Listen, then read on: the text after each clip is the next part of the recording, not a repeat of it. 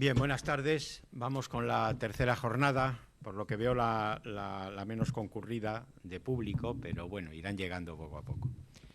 Ayer tuvimos, lo digo sobre todo para quienes no tuvieron la oportunidad de asistir, una jornada extraordinaria con la intervención de los alumnos de Sergio Santiago, alumnos de teatro, que representaron el lirodrama, ¿no? El lirodrama hicieron una representación muy bonita, tomando como pretexto los lirodramas de Rafael Morales, pues hicieron una representación que yo creo que quedó muy digna, estupenda, ¿no? Muy emotiva también, ¿no? Y muy bien interpretada, aunque los alumnos eran amateurs. Bien, hoy ya llegamos a esta tercera jornada con tres intervenciones en esta mesa antes de pasar a la conferencia de clausura. Tenemos con nosotros a tres personas que conocen muy bien la poesía y la figura de Rafael Morales. El primero que va a intervenir es Pedro González Moreno, que es manchego también. Es un autor muy vinculado a toda la tierra manchega, también a Toledo. Es profesor de lengua y literatura en el instituto, Pedro. ¿O has estado ha cambiado de nombre. Centro privado, y como ya dejé de ejercer, pues casi. Ya ni lo mencionas. Bueno. Poeta, ha publicado ya varios poemarios. Solo citaré el ruido de la savia, por el cual recibió el premio José Hierro en 2013. También es ensayista. Yo leí una cosa tuya de teatro que no recuerdo cómo se titula, sobre Corral Magro, ya no me acuerdo el título, pero lo recuerdo también como un libro muy entretenido. Y tienes también un libro que se llama La musa a la deriva. Y luego yo he empezado a leer y ya estoy muy enganchado con la lectura de La mujer de la escalera, que por lo visto va de la Celestina, una novela detectivesca por la que recibió el premio Café Gijón en 2017. Aparte también ha publicado Los puentes rotos, que recibió el 9º premio de Manzanares. Entiendo que es Manzanares del dado por qué diputación esta, porque el Ayuntamiento de Manzanares.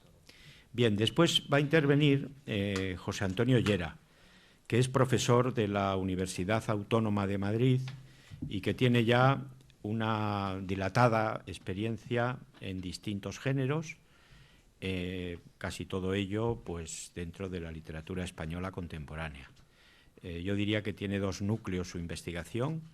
Uno es el humor, la literatura de humor, con estudios estupendos sobre la codorniz, también sobre el olvidado Julio Camba, que él lo reivindica, y ha editado el epistolario de Miguel Miura. Como en la poesía ha trabajado sobre los grandes del 27, Luis Cernuda, Federico García Lorca, y por un libro suyo sobre la poesía de Miguel Labordeta, titulado Vanguardismo y Memoria, recibió el 17º Premio Internacional Gerardo Diego. Y finalmente actuará Pablo Rojas, que es profesor del Instituto de Bachillerato Padre Juan de Mariana, de Talavera de la Reina. Es un lujo para Talavera contar con un investigador como Pablo Rojas, al que yo conocí ya hace 3 años, debió ser, ¿no? Cuando organizamos en Astorga, una casa de panero, unas jornadas, y allí se presentó Pablo Rojas porque lleva mucho tiempo trabajando sobre Guillermo de Torre, conoce muy bien todo el ámbito de las vanguardias,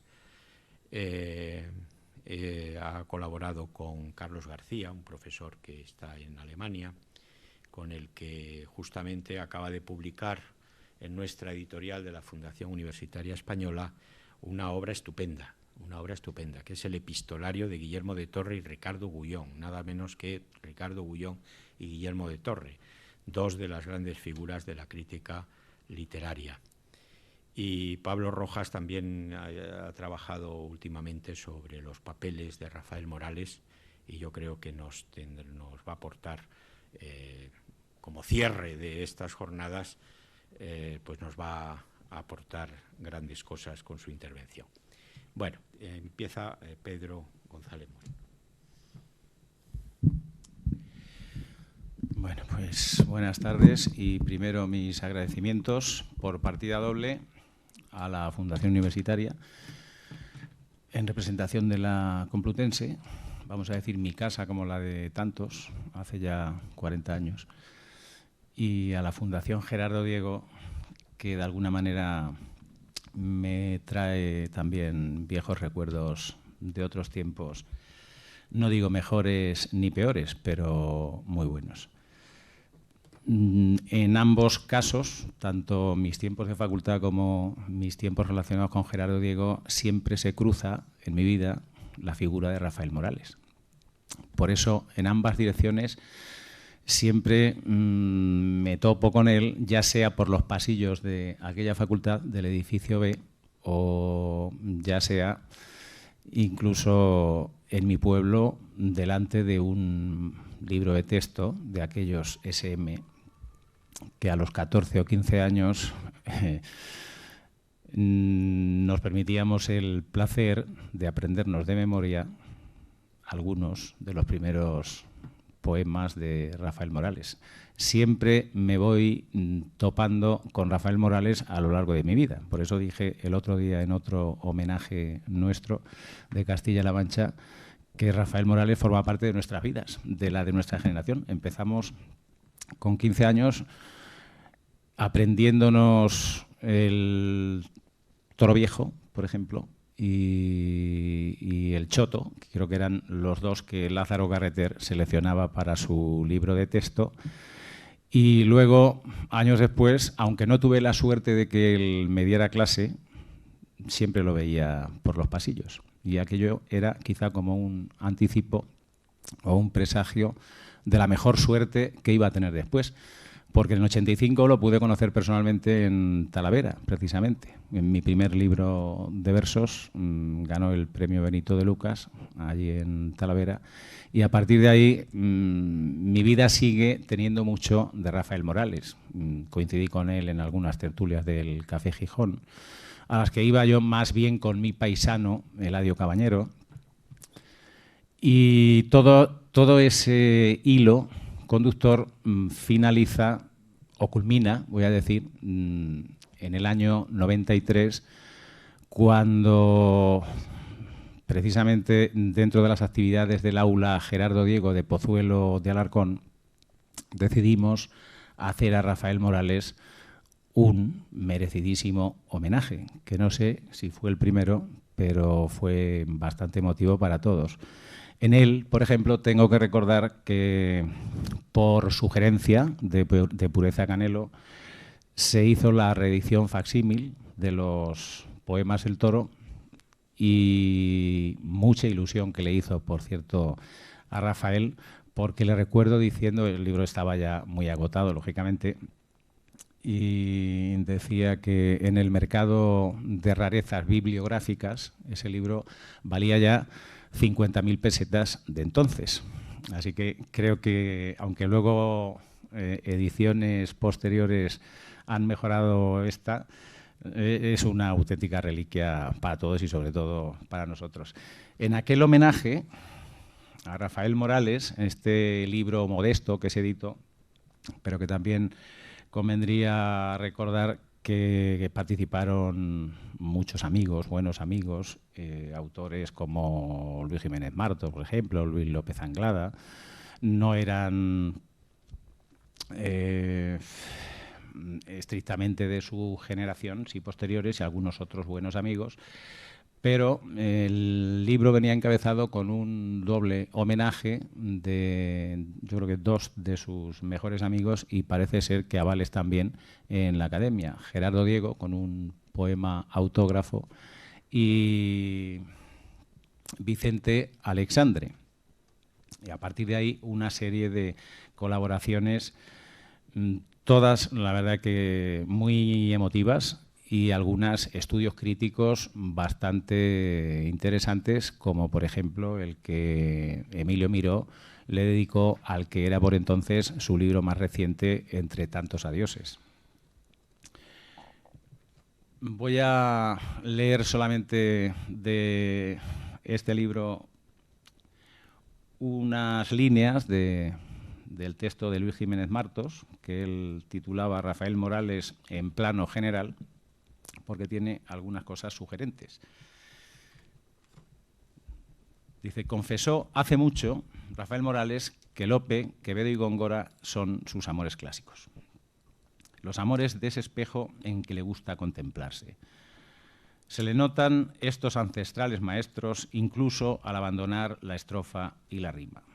Lo que va con él permanentemente es el acento de humanidad que se nutre de estética y el de la estética que se nutre de humanidad. Esos valores ambivalentes y entramados son los que le diferencian entre los nombres de su generación. El secreto a la vista de Rafael Morales no es otro que la fidelidad, como poeta y como persona. Rafael Morales demuestra que con buenos sentimientos se puede hacer buena literatura y quienes afirman que eso es imposible son chorras, más o menos honoris causa. Siempre me he quedado con la duda de a quién perversamente se refería Jiménez Martos con ese chorras honoris causa. Él lo sabría muy bien y hay una referencia implícita posiblemente a alguno de los poetas o de los académicos que le obstaculizaron de algún modo su entrada en la academia. De todas maneras, Jiménez Martos apunta muy bien algunas de las cualidades, tanto personales como estilísticas, de Rafael Morales. ¿Lo publicarás en la edición, el nombre? No quisiera yo aventurar nada, pero tengo la sospecha de que podría ser Damas Alonso. ¿Ah, sí? Sí, por algunas otras referencias que he leído, dice Rafa así como que no tiene por qué, pues no lo sé, pero bueno. No, por aquello de honoris causa y una autoridad académica de cierto rango y demás, pero en fin.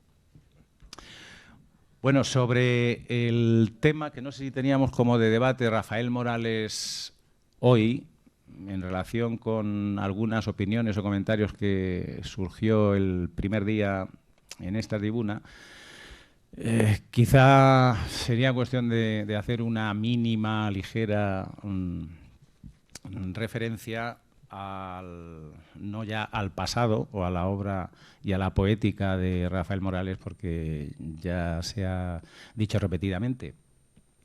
Quizás sí a las razones, las misteriosas y azarosas razones por las que siempre nos planteamos por qué un poeta sobrevive más o sobrevive menos, tiene mayores o menores reconocimientos. Hoy que nos acabamos de enterar precisamente de la concesión del último Cervantes, el otro día planteaba aquí Antonio Hernández, con su gracia gaditana, que Rafael Morales no había conseguido el premio Cervantes. Ese Cervantes, ¿por qué no has llegado antes? El que dijo muy graciosamente, por cierto, Gerardo Diego. Bueno, las misteriosas razones de los mecanismos oficiales para estas cuestiones, pues casi no merece la pena abordarlas. Pero es posible que también tuviese alguna relación o algo que ver con el propio carácter y la propia personalidad de Rafael Morales, hombre que todos han definido y los que le han conocido por escrito y verbalmente, hombre bueno, humilde, sencillo, que no sabía de enredos, ni de intrigas, ni de maquinaciones, y que no se quiso o no se supo trabajar posiblemente los que otros sí consiguieron. Hay una definición que no quisiera dejar de leer, porque quizá dice mucho en este sentido de Rafael Morales y de uno de los buenos amigos y de su generación que le conocían muy bien, José Hierro, sobre su forma o no de ejercer magisterio. Decía José Hierro, con su gran humanidad física, con su gran humanidad espiritual, moro o judío bueno de Talavera, tiene un tremendo defecto. Es, en el buen sentido de la palabra, bueno. Su magisterio secreto hubiera sido más constatable de haber utilizado en su vida y en su obra el desdén y la arrogancia. Pero prefiere pasar por la vida de puntillas, sin hacerse notar. Y la gente no escucha a quien no grita. Lo que es una perfecta definición de la figura, de la actitud, de la personalidad de Rafael Morales, y quizá pueda ser de algún modo explicación de por qué ciertos reconocimientos mayores no le llegaron. En cualquier caso, también tenemos que reconocer que dentro de su propia generación es un poeta que no ha tenido tan mala fortuna y que a partir de este centenario posiblemente esperemos que la tenga mayor. Digo la fortuna de las reediciones, porque ya de los homenajes, no voy a citar a los otros componentes de su generación porque ya se nos va a hacer demasiado extensa la charla y no me va a dar tiempo al final de rematar con esa pequeña lectura que tenía. Pero es verdad que Rafael Morales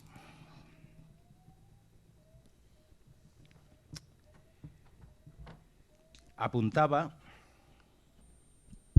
también una de estas razones de por qué en algunos casos no se consigue llegar a la mayoría, a ese público que siempre llamamos mayoritario, la inmensa minoría de Juan Ramón Jiménez, la inmensa mayoría de Blas de Otero, y que él denominó la mayoría ideal. Sabe perfectamente Rafael Morales que el público lector es muy escaso y que es difícil acceder a él. Por eso él es consciente de que su poesía tiene que ser, y siempre lo pretende, clara para llegar al mayor número de lectores posibles, pero que ese número de lectores es siempre muy limitado.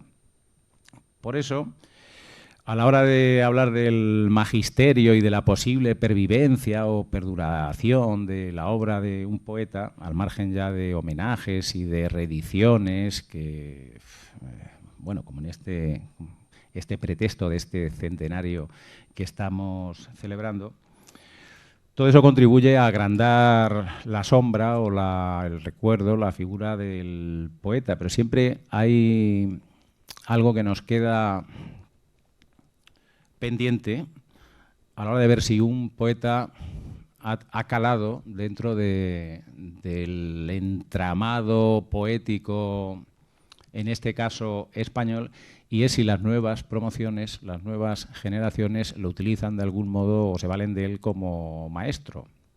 Yo no sé si hasta mi generación, la de la quinta del 60, los que nos aprendíamos ya de memoria esos poemas del Toro, hasta mi generación, Rafael Morales estuvo siempre ahí, pero a partir de mi generación, los poetas más jóvenes que ahora andarán por los 35 o 45 años, esa generación posterior, de la que Rafa sabe también mucho, no han sido lectores, posiblemente ni de Rafael Morales ni de los poetas de su generación. Posiblemente sí de los tres nombres más conocidos, de José Hierro, de Celaya, de Blas de Otero, entre otras razones, porque incluso en selectividad la universidad se ha encargado siempre de utilizar los textos de unos autores y no los de otros. Pero las últimas promociones poéticas no se han acercado a esa generación, vamos a decir, de los abuelos. Sí han vuelto los ojos algunos a los padres, los que serían poetas de la promoción del 50 o de la generación del 50 o la segunda promoción de posguerra, y nombres como los de Francisco Brines o Claudio Rodríguez o Valente son los que de alguna manera han utilizado como referencia.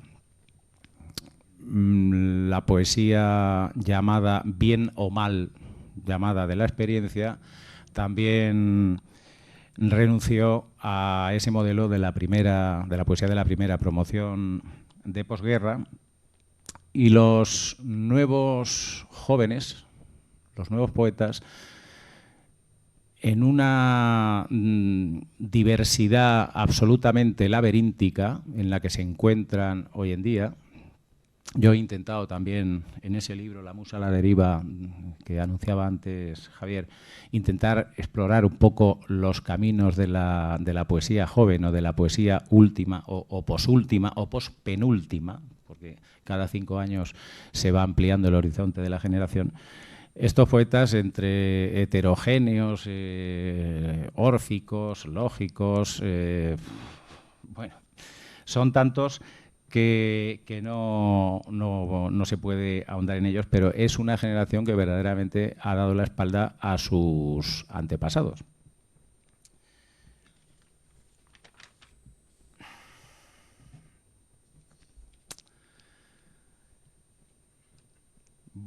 Como no me va a dar tiempo a leer ese texto que tenía previsto, voy a hacer un pequeño comentario, ya no puedo hacer en resumen,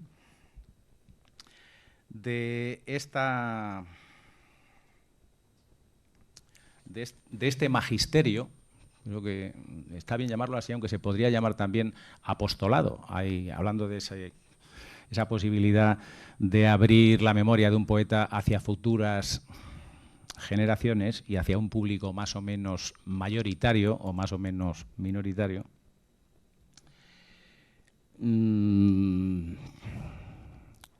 Claro, hay muchas formas de ejercer magisterio, de convertirse en maestro. Dicen que Gerardo Diego lo hizo a pie de mesa de café, en el Café Gijón, precisamente. Y que Vicente Alessandre, al que tampoco tuve la suerte de conocer, lo hizo a pie de sofá, más o menos, en su casa en Belintonia. Y yo creo que sí, él hizo una verdadera labor de apostolado, siguiendo el precepto bíblico, dejar que los poetas se acerquen a mí, más o menos. Y además sí supo trabajar por su propia posteridad. Ya tiene, el otro día me di cuenta, yendo precisamente a la universidad, que tiene hasta estación de metro en Madrid.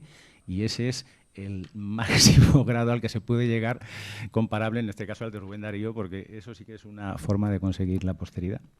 Bueno, en este caso el magisterio, y voy a ir cerrando ya, el magisterio de Rafael Morales fue callado y fue silencioso.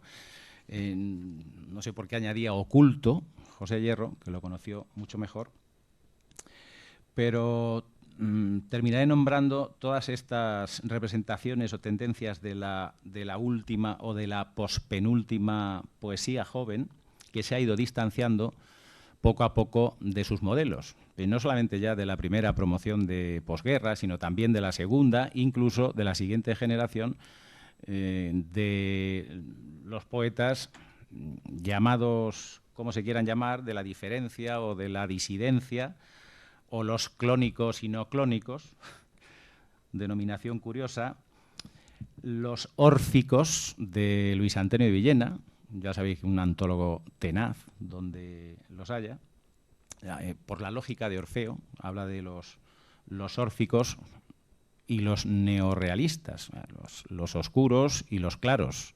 Rafael Morales hablaba del hermetismo en este sentido. Él no era partidario ni del hermetismo expresivo ni de la ramplonería expresiva, de la claridad expresiva. Él trataba de buscar siempre el término medio entre los dos estilos. La poesía que otros han llamado sincrética, que es una amalgama de tendencias y en la que cabe todo, la de los escindidos y desolados, de la que ha hablado Rafa Morales en algún momento, la de los eclécticos, en los que cabe el roto y el descosido,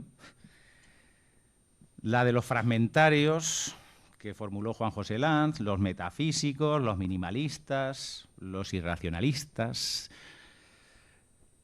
los heterogéneos. O sea, no hay mejor palabra para definir las últimas tendencias de la poesía joven que va un poco a su aire y que además en sus propias poéticas reconocen que no tienen modelos y que no siguen el ejemplo ni el magisterio de autores precedentes. Solamente hay una que recoge Remedios Sánchez y que titula Canon abierto, en la que todavía pueden detectarse unas ciertas orientaciones que giran en torno a ese mundo afectivo, de afectividad, que Rafael Morales contagiaba siempre a las cosas, a los animales, a las personas, y de preocupación por el hombre de la calle. Solamente en esa antología he encontrado referencias, y ya digo que es muy reciente, la de Remedios Sánchez, la de Canon abierto, paradoja en el título también, que un canon pueda ser abierto. Pero es la única que quizá, dentro de esta promoción de los poetas que pueden tener ahora 30 y pocos años, puede sintonizar con la obra y con el magisterio de Rafael Morales. Bueno, no puedo alargarme más, pero daría para un largo coloquio. Y en cualquier caso, lo que ya hemos dicho en algún momento, que este reencuentro con mi caso personal, con nuestros recuerdos y con la obra y con la memoria del poeta, pues sirva para proyectarla, no solamente para recordar nosotros nuestra propia historia, sino para proyectarla hacia adelante y hacia las nuevas generaciones que tienen que seguir recordando y leyendo a Rafael Morales. Muchas gracias.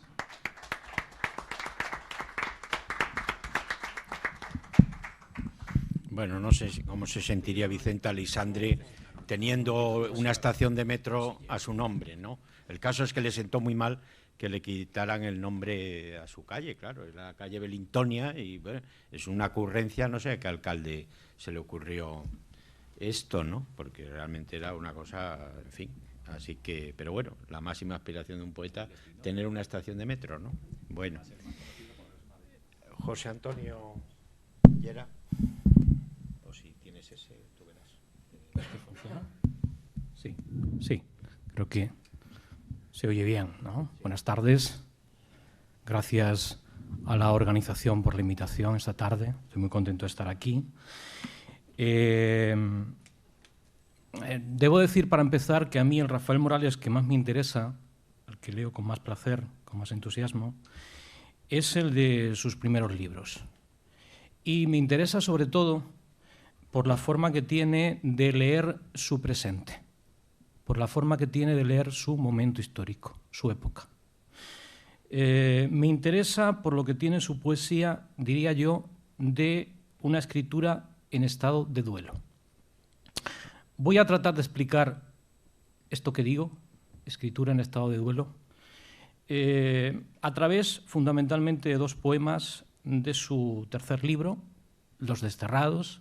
Saben ustedes que Los Desterrados es un libro del año 47, pero que Rafael Morales había anticipado algunos de esos textos en la revista Escorial en el año 45. Es curioso porque ese mismo año, en la revista Garcilaso, otra revista importante de la época, Carmen Conde publica 8 fragmentos en prosa titulados Mientras los hombres mueren en el frente. Desde luego no era esta la línea de Garcilaso. Garcilaso es una revista fundamentalmente dedicada a la poesía de orden formal.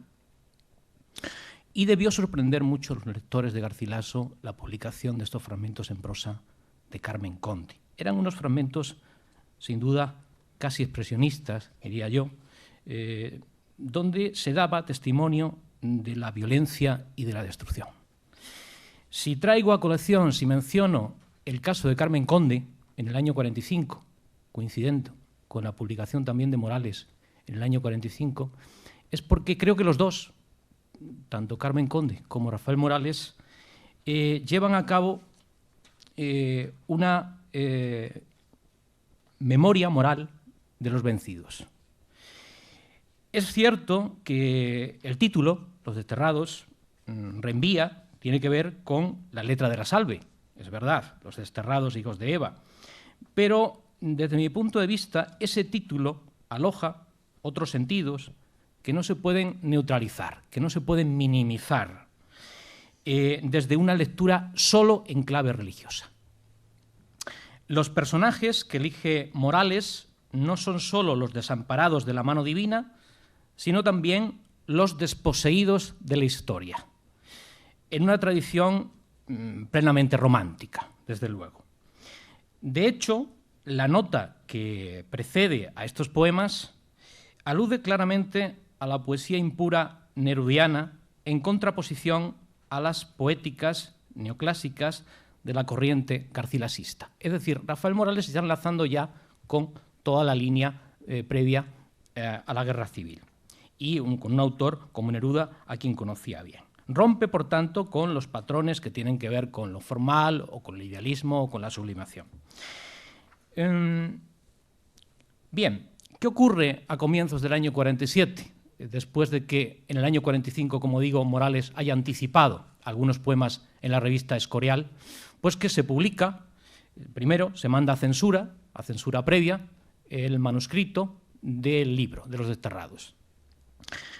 ¿Cuál fue mi sorpresa al consultar el informe de censura en el Archivo General de la Administración, que como saben ustedes está en Alcalá de Henares, cuando veo que en el informe hay un primer censor, ustedes tienen la imagen en pantalla, que a las 3 preguntas clásicas que se formulaban, ¿ataca al dogma o a la moral?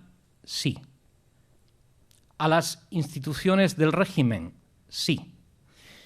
¿Tiene valor literario o documental? También sí.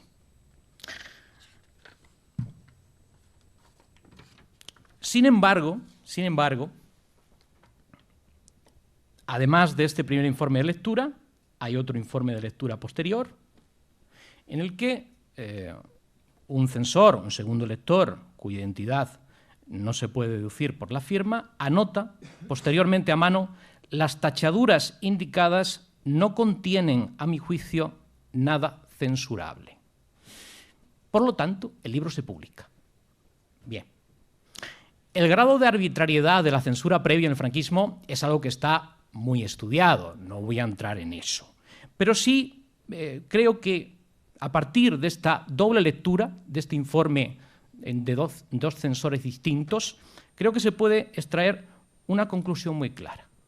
Los desterrados no era un libro inocuo. Es decir, era un libro de contenido crítico. Lo que ocurre es que pone sobre el tapete un tipo de realismo diferente, que podríamos llamar realismo oblicuo o criptorrealismo, en fin, podríamos llamarlo de muchas formas a eso. Me pregunto entonces, y es lo que voy a tratar de aclarar aquí en los próximos minutos, ¿por qué un censor interpretó que atacaba a las instituciones del régimen? ¿En qué sentido lo hacía? ¿Podría considerarse un juicio extraviado, este del censor, o un juicio más o menos certero? Bien, para responder a estas preguntas, como digo, quiero centrarme fundamentalmente en 2 poemas de los desterrados, 2 poemas que considero que son muy relevantes, muy importantes, y que voy a proyectar para que ustedes puedan seguir en la pantalla. Considero que estos 2 poemas, los que recuerdan y a los huecos que dejan los muertos, son, como digo, relevantes porque en ellos se aloja un sentido crítico y una lectura de la historia. Conforman, desde mi punto de vista, una unidad de sentido. Y lo hacen porque se publican en la misma sección, se publican consecutivamente, uno detrás del otro, y también porque se amoldan a una estrofa idéntica, es el romance heroico. Son complementarios semánticamente, es lo que quiero decir. Uno se completa con el otro. Los que recuerdan, dice así el poema: recordar es volver, es ser ya otro, aquel que se ha perdido, que se ha muerto. No es volver a vivir, es ser lo ido, lo que se acabó, lo que no es nuestro. Recordar es morir. vivir la niebla de lo que fuimos ya, de lo que fueron aquellos que quisimos y quedaron borrados de las horas y los sueños. Es decir, el que recuerda hace un pacto con la muerte, y del mismo modo cabe caracterizar la afección melancólica o el duelo patológico. El sujeto se estanca en el pasado, en la pérdida. Recordar, entonces, no vivifica. El tiempo no se recobra. No hace falta insistir en la huella profunda del Quevedo metafísico. Sí me quiero preguntar, más bien, ¿por qué idea de la memoria está asumiendo aquí Rafael Morales en Los que recuerdan? Me pregunto, ¿estaría advirtiendo Rafael Morales acerca de los peligros de la no superación del pasado, aquello que Todorov llama los usos literales de la memoria, que son los que impiden completar el duelo, esos usos que eternizan el duelo? A mi juicio, no exactamente. Hay que seguir leyendo el segundo poema antes de dar una conclusión. Y ese segundo poema que ustedes tienen en pantalla, que se titula A los huecos que dejan los muertos, dice así: frío reino del aire, de la ausencia, donde todo es recuerdo, recogido silencio y límite, sin forma, contorno en aire de olvidados cuerpos. El vacío tan solo, ni aun la sombra, una nostalgia acaso que se hiela, un tristísimo espacio que se siente, cual transparente, penetrable piedra. Silencio y soledad, ausencia y aire, figura de la nada, del destierro, vacío sin color, en donde estaban aquellos corazones con sus sueños. Aquí la boca fulguró de amante. Este es el aire en que nació su beso. Miradlo frío, solitario, triste, ya sombra de la sombra y del recuerdo. Insisto ahora en la interdependencia de este poema del anterior, porque desde mi punto de vista se dispone sintácticamente como una oración concesiva. La cuestión sería la siguiente: aunque recordar es morir, que es lo que nos está diciendo en el primer poema, aunque recordar es morir, los muertos dejan huecos. No es casualidad que la estructura sea en círculo, es decir, el primer poema, como ustedes pueden ver, empieza recordar y cierra el segundo poema con recuerdo. Hay una estructura en círculo, anular.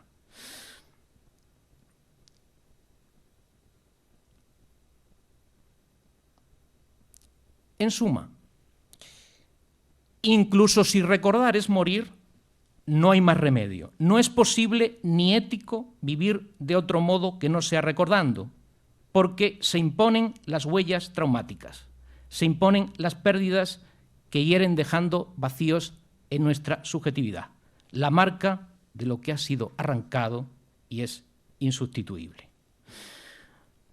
Claro, hace muy poco, naturalmente, que ha terminado una sangrienta guerra civil y está claro que el poema apunta a sus consecuencias devastadoras. Aspecto que lo hermana con otros poemarios de posguerra, con Los muertos de José Luis Hidalgo, se publica en el año 47, exactamente igual que Los desterrados, y también con Tierras y nosotros de José Hierro, también del año 47. Quiero leer de Hierro un par de versos que creo que enlazan muy bien con estos de Morales, que están en la misma temperatura emotiva, diría yo, en el mismo contexto afectivo e histórico. Dice José Hierro acerca de los muertos: su hondo grito nos pide que muramos un poco, como murieron todos ellos. Que muramos un poco. Solamente quiero poner al trasluz el verso quinto de Rafael Morales, recordar es morir, al trasluz de este de Hierro, que nos dice que es necesario morir un poco. El duelo en realidad no es otra cosa. ¿Qué es el duelo? El duelo es honrar despojos, honrar restos, ser hospitalarios con las sombras, comunicarnos con ellas, permanecer a la escucha. Y para ir terminando un poco. El siguiente paso será ver cómo Rafael Morales, en este segundo poema, elabora estilísticamente esta semántica de lo espectral, de los huecos, de los fantasmas, de las ausencias, porque en realidad lo que veo aquí es una gramática de lo fantasmático, una gramática del hueco, de los vacíos, es lo que hay en estos poemas. Bien, nótese en primer lugar que en el primer poema, en el más breve, en los que recuerdan, que tienen en la imagen, el pasado tiene que ver con el símbolo de la niebla. En el segundo poema, el pasado tiene que ver con el aire, el sueño y la sombra.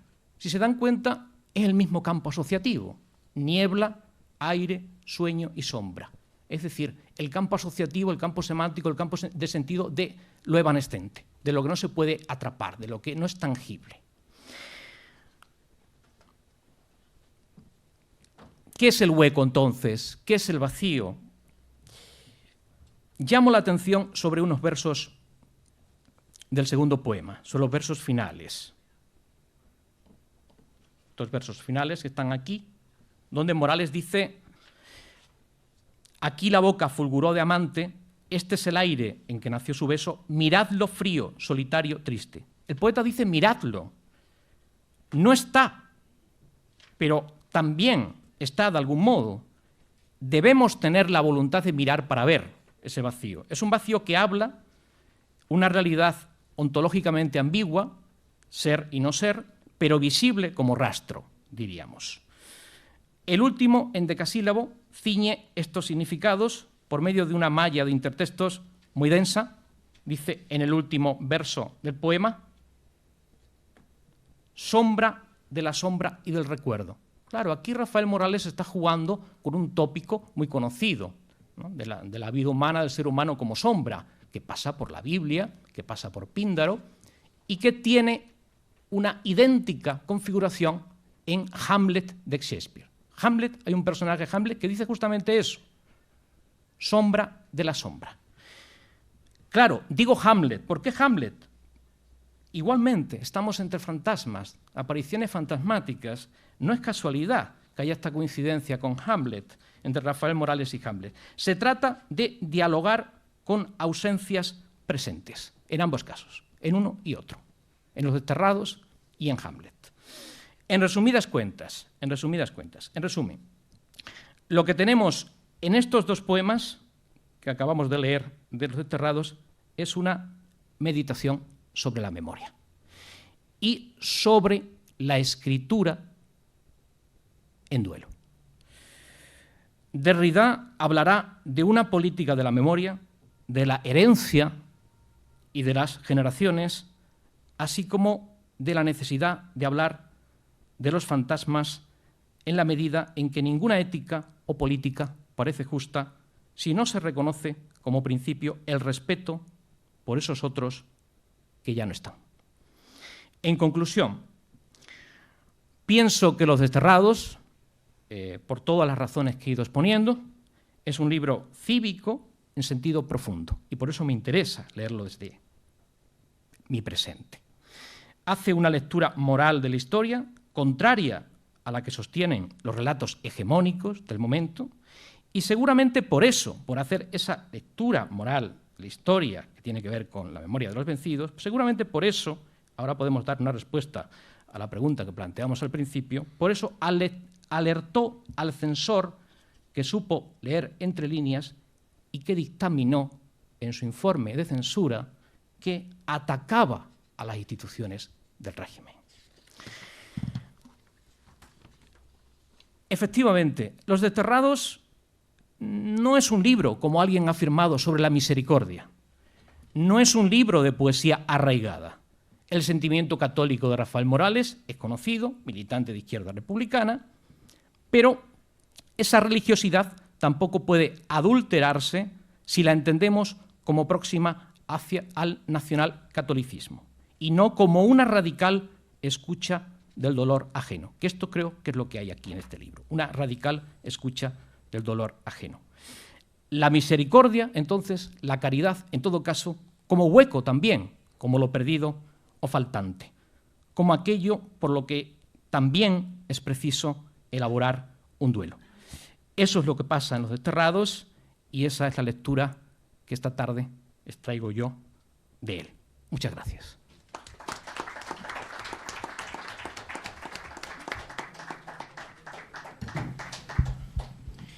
Muchas gracias, José Antonio, por esta visión hamletiana de...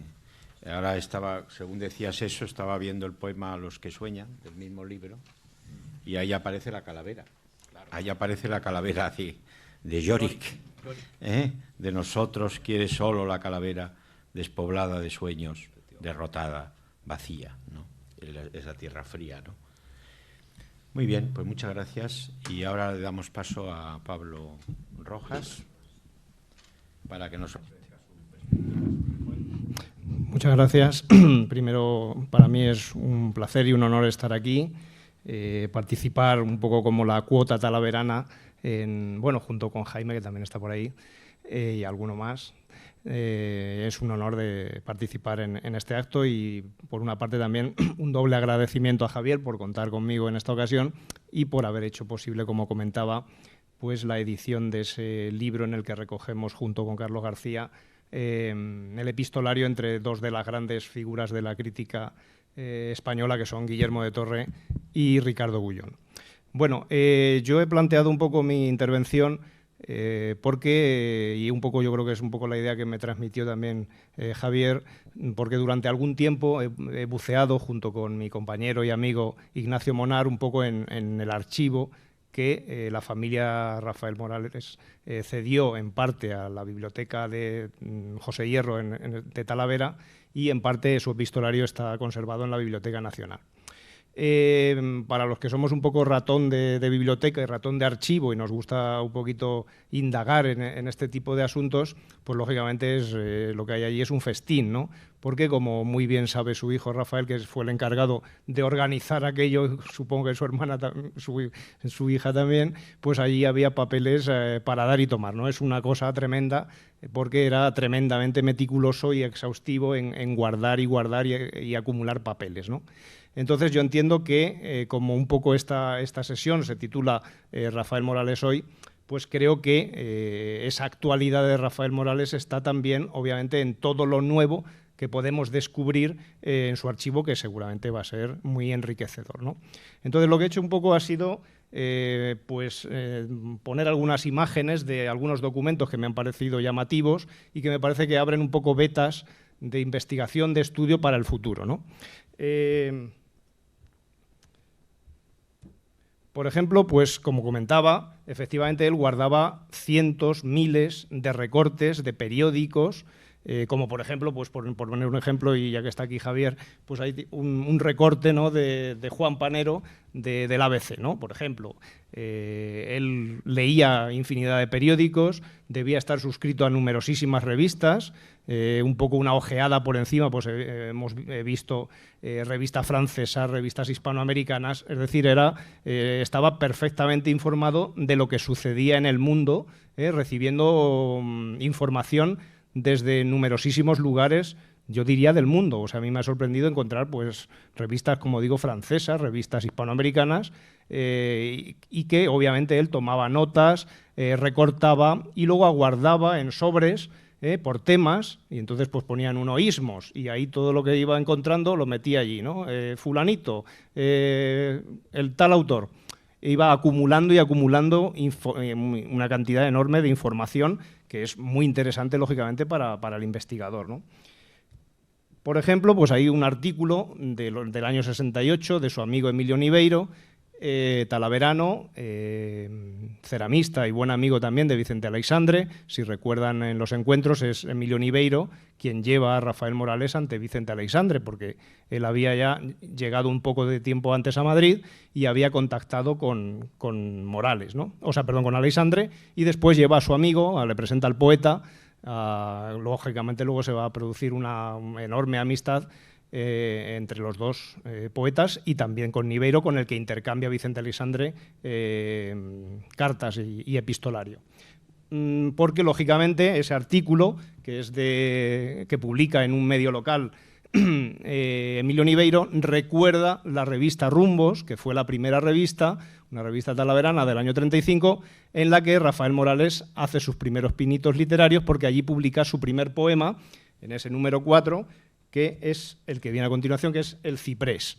Lógicamente, de claras resonancias de Gerardo Diego, Dieguinas, porque él se ha formado, y así lo reconoce junto con su amigo Emilio Niveiro, leyendo, como tantos otros poetas de esta generación, leyendo la antología de Gerardo Diego, la famosa antología de Gerardo Diego. Y, lógicamente, pues imita, en este caso, a Gerardo Diego en su...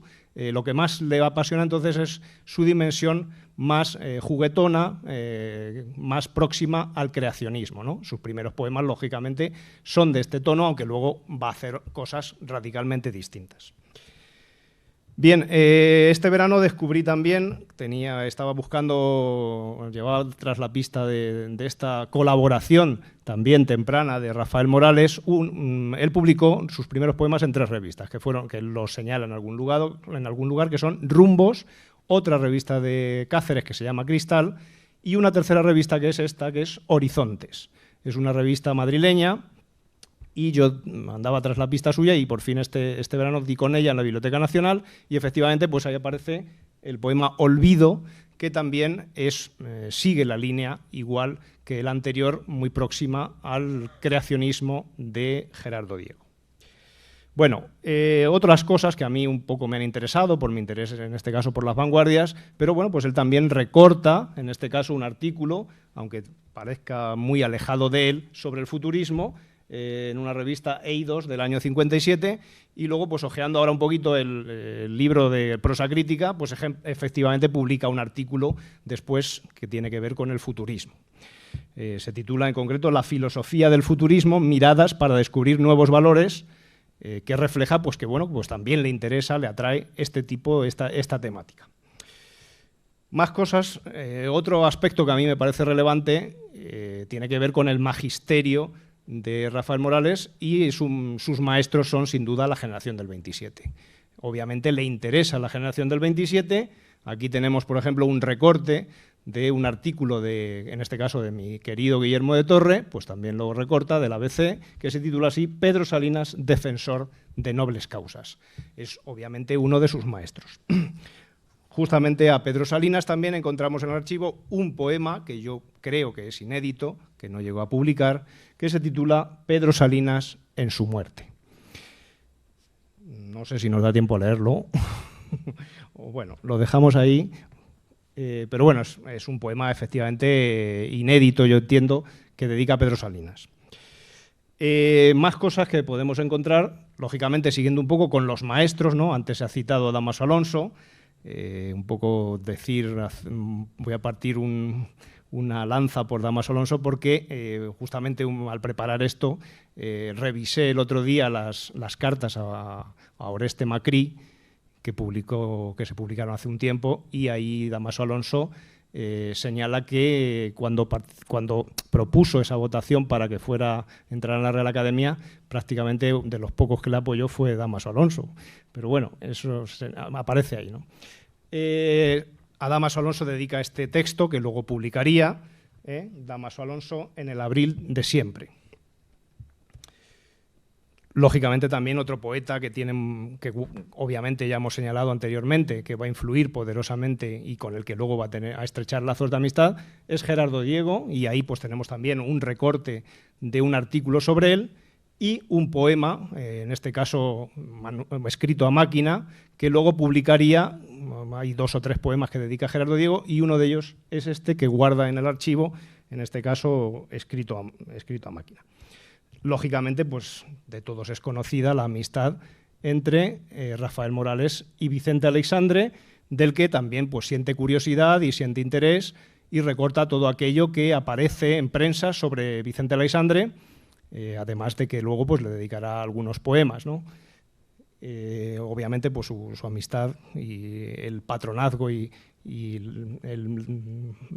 la importancia que tiene en la trayectoria de Rafael Morales es enorme, entre otras cosas porque el propio poeta reconoció que tuvo una época alexandrina, ¿no? Ahí dice que en torno a los años un poco de la guerra y un poco después, que escribió numerosos poemas siguiendo el dictado de Vicente Aleixandre, que al parecer todo eso, según él decía, debía de yacer en algún cuaderno que guardaba en su pueblo, en Talavera, y que pues de momento parece estar perdido, ¿no? Pero ahí hay como una etapa aleixandrina reconocida por él mismo.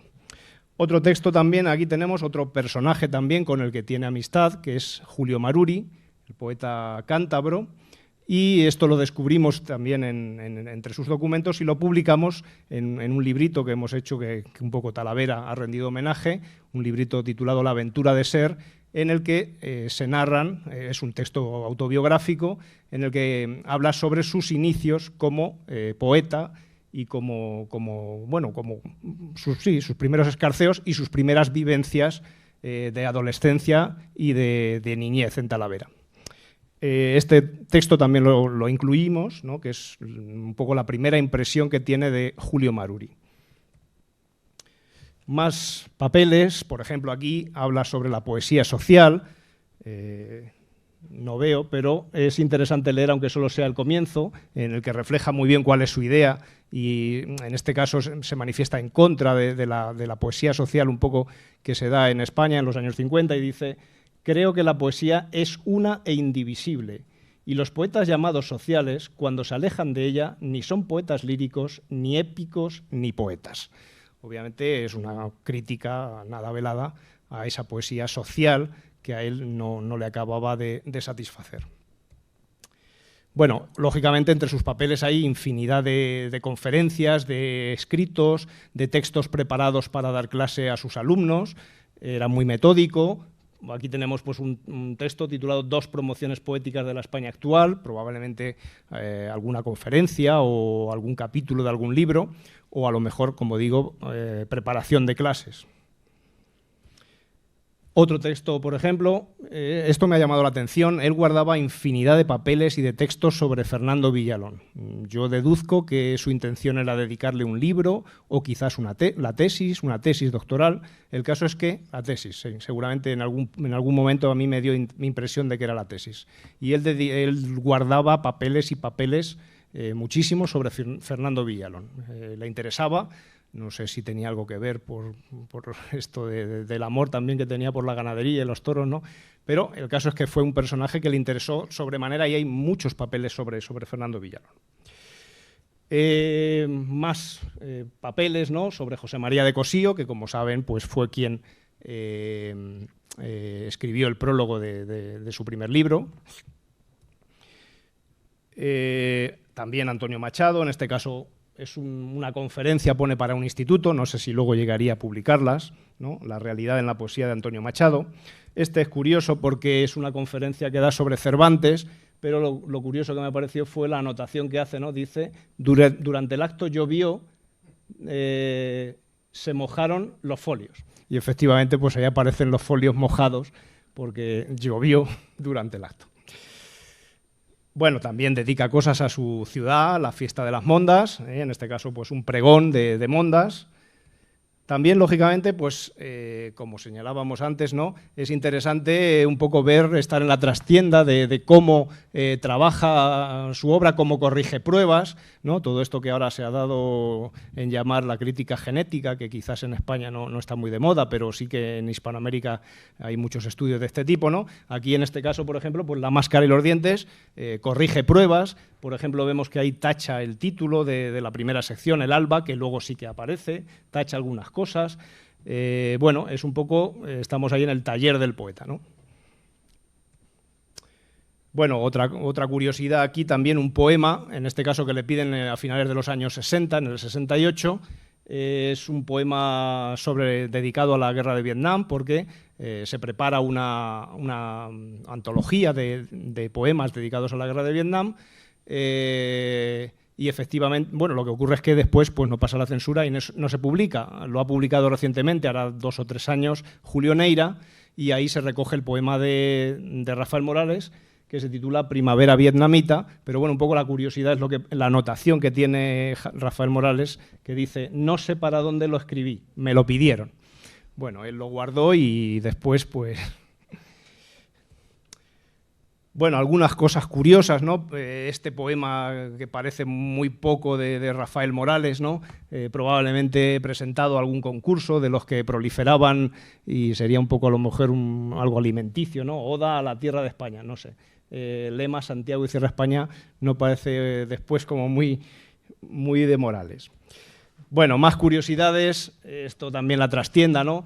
El reparto que hace de ejemplares a la crítica, de a quién da cada libro, bueno, un poco curiosidades. Luego también me ha parecido interesante este otro texto, que es un texto que él dice que es un texto no publicable, es un texto también de otra faceta, ¿no? Conocida de Rafael Morales, que tiene que ver con... con la literatura infantil y juvenil, ¿no? Este es un texto que prepara para sus nietos. Bueno, y un poquito sí que me gustaría decir algo, una faceta que a mí me resulta desconocida, pero que me parece muy interesante, que tiene que ver con su interés por el teatro. De hecho, en el año, probablemente en torno a 1950, él publica con un hispanista, con Charles David Ley, una traducción de Pasión, Pócima y Petrificación. Esto aparece en el año 50, es una pequeña obra de George Bernard Shaw. Él había publicado ya en el 45 algún texto dramático o algún texto teatral como este, Amor de ultratumba, que él guarda entre sus papeles, pero el caso es que encontramos diversos manuscritos que no se llegaron a publicar. Por ejemplo, esta versión de Rafael Morales de una obra del escritor ruso Leónidas Andreyev, El que recibe las bofetadas. Es un drama que ya se había publicado en España en los años 20, en traducción de Valentín de Pedro y de Rafael Cansino Sassens. De hecho, en una carta que escribe a Concha Lagos, él muestra, ¿no?, la importancia que concede al teatro y al teatro escrito por poetas, ¿no? Dice en esta carta: alguien me ha dicho, no recuerdo quién, que vas a estrenar una obra de teatro. Me hablaste de ella hace tiempo. Me alegro mucho, pues en España han sido casi siempre los poetas los que han aportado algo a la escena. Debo decir que en la carta él no había incluido el casi, lo pone después. Otro libro inédito, una pieza de teatro que suena mucho a Canción sobre el asfalto, es esta pieza que se llama Un dios sobre el asfalto. Y que, si vemos un poco los personajes, recuerdan a esos personajes que aparecen en Canción sobre el asfalto, ¿no? La acción en Madrid, bueno, el ladrón, el mendigo. Esta obra también, El mar está rojo, es otra pieza de teatro inédito, que en el final vemos que lo escribió en Bilbao el 16 del 8 del 52. De hecho, en una carta a Blas de Otero, que publicó su hijo Rafael, le pregunta Blas de Otero: ¿y qué tal tu teatro? Cuéntame. Eso es una pregunta que le hace un año antes, seguramente estaba trabajando en esta pieza. Hace también adaptaciones, una versión nueva, en este caso de una obra de Lope de Vega, Santiago el Verde. Y bueno, finalizando, en todo este mare magnum de papeles y lógicamente en el que habrá que ir entrando y analizando, pues nos apareció, como decía antes, una pieza novedosa que él tituló La aventura de ser, en el que habla básicamente de sus primeros años de infancia y adolescencia, y eso fue lo que nos dio pie, mi compañero y amigo Ignacio Monar y a mí, para publicar un breve texto que presentamos hace unas semanas en Talavera, y que, bueno, pues es un libro interesante para conocer cómo pensaba, cómo sentía el poeta en sus primeros años y cómo eso ha impregnado después su poesía en este librito que es La aventura de ser. Muchas gracias.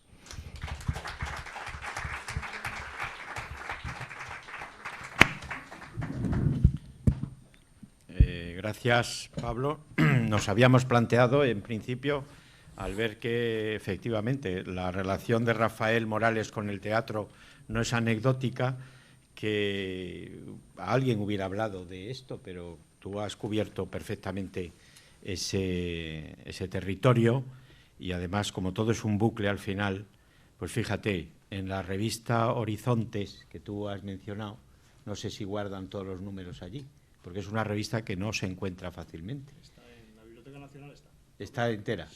Bueno, no sé si entera, creo que sí.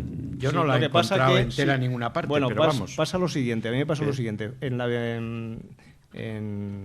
la hemeroteca también hay una copia, pero como ahora no funciona la hemeroteca, porque no sé qué problemas hay, yo fui a intentar consultarla allí. No está digitalizada. No, y entonces pone que está hecha en Madrid, porque a mí lo que me guiaba era lo de Madrid.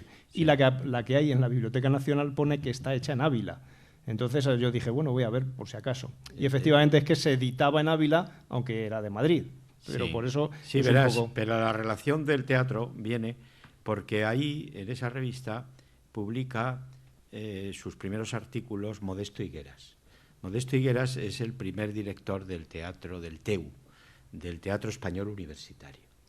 Discípulo que fue de Lorca en la Barraca, y luego él inicia en otra onda ideológica, pero siempre bajo la idea, la sombra magistral de Lorca, el TEU. Y en el TEU estrena Rafael Morales, con Faustino González Ayer, que es un autor que obtuvo el premio Lope de Vega. Y claro, Modesto Higueras y Rafael Morales debieron tener amistad. Yo no lo conozco, pero claro, es muy interesante esto, porque ahí en esa revista Horizontes publica Modesto Higueras también un artículo sobre la Barraca, uno de los pocos que escribe uno que es actor de la Barraca, ¿no? En fin, en el año 1935. O sea que hayas abierto una vía realmente muy, muy interesante. Luego es muy curioso que has hablado de la Vicente Aleixandre, y como sabes aquí don Pedro Sainz Rodríguez es don Pedro, y pone ahí cartas Pedrito. Y le llama Pedrito. Es decir, que es una cosa... Esa edición de Santiago el Verde de Lope de Vega es para el TEU igualmente. La estrena Modesto Higueras. La de estrena Modesto Higueras en el año 50. Modesto Higueras llega hasta 1951 y luego ya abandona el TEU, ya se dedica a otros menesteres, se va a la República Dominicana y le sustituye al frente del TEU Jacinto Higueras, que también había sido actor de la Barraca. O sea que muy, muy, muy interesante todo eso que has abierto ahí, ¿no? Bueno, tenemos, 5 minutos. Si quiere alguien decir algo en torno a esta especie de Rafael Morales hoy, y yo creo que han cubierto nuestros 3 ponentes perfectamente el objetivo que se plantea, ¿no? También con la cuestión tan interesante de la censura, ¿no? Que es un tema apasionante, ¿no?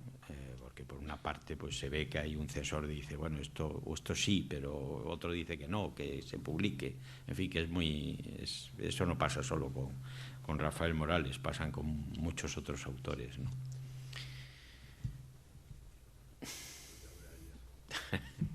Y luego tienes que hablar. Sí. Yo me quedaba con mucha curiosidad por conocer el poema. De